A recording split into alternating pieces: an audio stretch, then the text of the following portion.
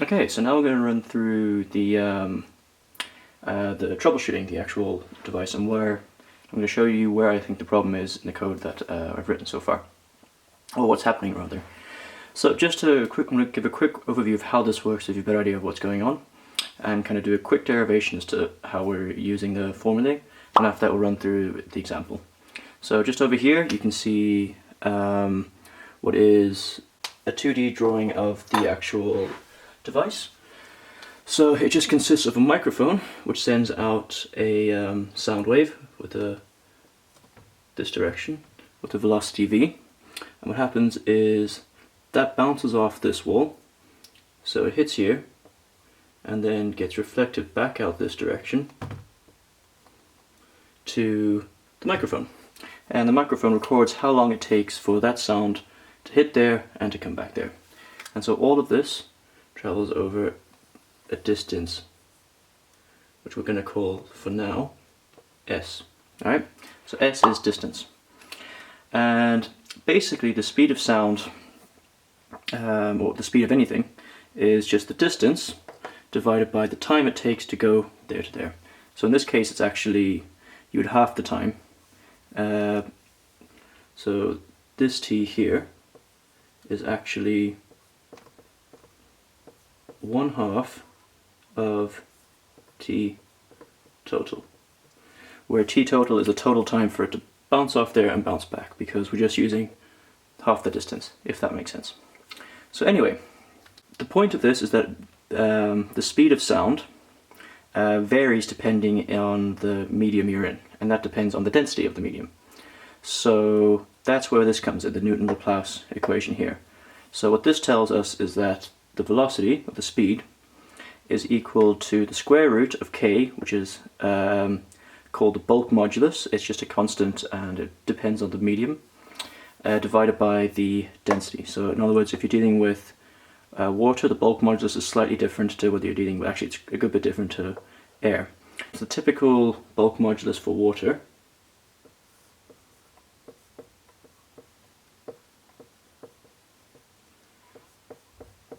is typically 2.1 by 10 to the 9. So what that means is 2.9 billion. Sorry, 2.1 billion. So very big numbers we're dealing with, and actually that was causing a lot of issues earlier on with the code, just that the program wasn't designed to handle numbers that big. But I altered that, so I think that's not too much of an issue now. And then this here is, we call this rho, which is density. It's just a way of representing it. So we can say that the speed of sound is equal to k, which is some constant, divided by the square root of k divided by the density. So in our case, we know here, we know that v is equal to distance divided by, we'll just say t for now. So that means we can say that the speed, which is equal to distance divided by time, is equal to the square root of k divided by rho. Does that make sense? So now basically we can measure this with the ruler, or we can measure it with the actual device itself. So in my case I've done both, and I've confirmed that they're working correctly. T, that's what this is doing here, that's what that job is, so it's just measuring the time. For now we can assume that that's right because we're getting a time back that's pretty consistent, so I'm happy that that is alright and that's alright. So then the only other, so we're looking for k, so we don't, sorry, we're looking for rho, so we don't know what rho is, so we need to find k. And so now I'm going to just run through what the calibration gave us back and to see whether that makes sense. So these are, looking back at the calibrations, these are the numbers we were getting more or less. So we had the distance, so s is 0.27 meters. The time we were getting was about 0.00007 seconds, so very fast. And then the density, which we measured with the hydrometer, was about 1060 kgs per meters cubed. So now we're going to work out what the numbers should be here, and we'll compare them with what we're getting with the device.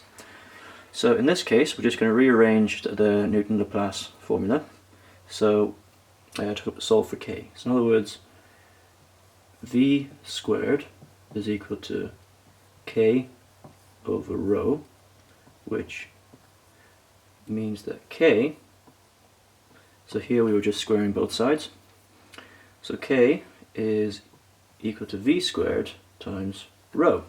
So very straightforward, very simple. So in this case, our K, which we expect to see, is equal to V squared is the same as just S divided by T, distance divided by time. So we have distance divided by time all squared times rho, which is the density. So if we sub that in, we get that 0.27 divided by 0.00007 is our velocity, or our speed, times 1060. So when you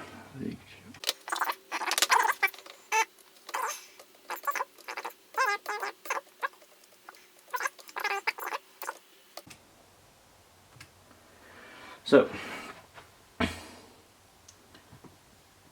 this is 3857 squared times 1060. So this here is our velocity. So as you can see, that's very fast. That's 3,800 meters per second. So yeah, incredibly fast. So I expect that, so what's a bit strange for me is how fast that is. So if you're looking at that, that's about twice the speed of sound of water in, say, salt, and salt is already quite dense. It's quite a dense liquid. So that just could be, maybe the sensor is kind of acting up, maybe need to put a bit of a, maybe it's picking up sounds that's coming back, other sounds. It seems strange to me that that would be the case, because the time, because it's been running for a day, about a day now, I've been checking up, and the time's been very consistent around that, unless there's like a huge fluctuation, which could be a number of, which could just be like a mistake it's making. But the majority of the values around that, so it would seem odd to me that that is wrong, but that would be the only thing that is causing that number to be that big, because this distance we know for sure is 0.27. So anyway, that's one potential issue, but the bigger issue here is that when you work out the value of K after this, you get about 2.1 billion, which is what you would expect. However, sorry, the values we were getting from the device were about 2.1 billion. However, when we do the numbers out here, we see that we're actually getting 15